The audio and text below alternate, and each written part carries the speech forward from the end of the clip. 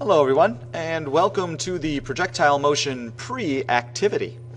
So in this activity, we are going to create graphical and mathematical representations of the relationship between the range of the ball, that's the horizontal displacement, and the angle at which it is launched. And along the way, we'll also figure out what angle gives the greatest range. And we're going to shoot this, we're going to organize it in a way so that we can shoot it from table height down to table height. Okay, from table height to table height. So we're not shooting off the table onto the floor as we've done in some others. We're shooting from the height of the table down to the table height again. Now, a couple of things you need to do. First of all, you can loosen this up and move it up and back. You need to make sure it's slid all the way back. When it's slid all the way back, then the ball will be launched from the height of the table as in the picture. Put the steel ball in the mini launcher and plunge it in 3 clicks, so all the way to the long range position, as in the practicum that we've done. And then this is kind of the cool thing that we're going to do. We have to measure the range at different angles. We can measure the angle right here. See this little angle measure thing when we turn the little knobs on the front side and the screws and loosen it and then tighten it down at different angles. So how are we going to measure the range? Well, this is what we're going to do. You'll shoot the ball once or twice, kind of get a general idea where it hits the table.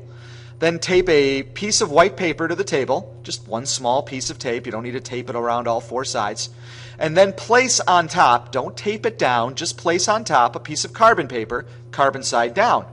Then when you shoot the ball, it should hit the carbon paper and leave a dot on the white paper. And then you can use a meter stick or a measuring tape, to measure from here to where it hits the table. You're going to do this 5 times for each angle and then take an average of those 5. And if this works right, it really should be about the size of a quarter or maybe a little bit bigger, $half piece, grouping of dots for those 5. They really shouldn't be all that far off from one another. It's quite an accurate little and repeatable piece of equipment, which kind of makes it nice to use. Now make sure you measure all the ranges in meters. Okay, we need to be in meters because little g is in negative 9.8 meters per second squared. And then when you get all of your data done and you filled in your table, go to the logger profile, projectile range versus angle, and graph. So don't make one from scratch. How do you get to this? Same way you get to most things that we need to open up. You go to the web page, my web page, you go to today's date, and you open up the activity sheet.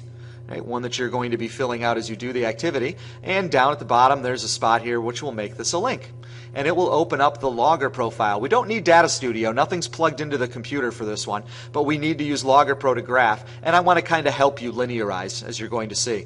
Then call me over and I'll look at your graph, and once I okay it, you can sketch it and write down the regression info, and you'll be done with the activity.